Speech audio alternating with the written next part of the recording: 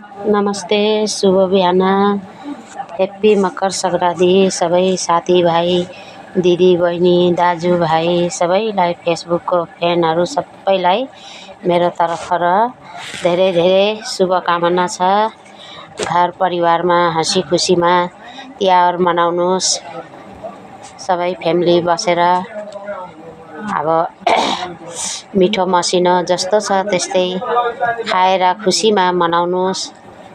छोराछोरी पति पत्नी घरमा खुसियाली मनाउनु। आफ्नो घर फ्यामिली परिवार भनेको परिवारै हो।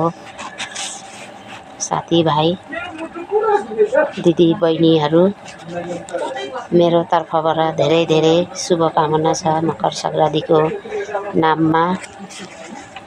अब हामीले पनि मान्यौँ, हाम्रो परिवार सबै भएर मान्यौँ, तर छोराहरू बाहिर छन्, अलिकति मनमा अफसोस दुःख लाग्यो।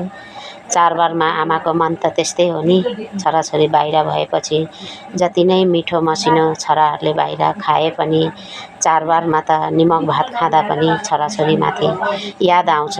आमाको मन त आमै हो नि। सबैलाई साथीभाइ बाई।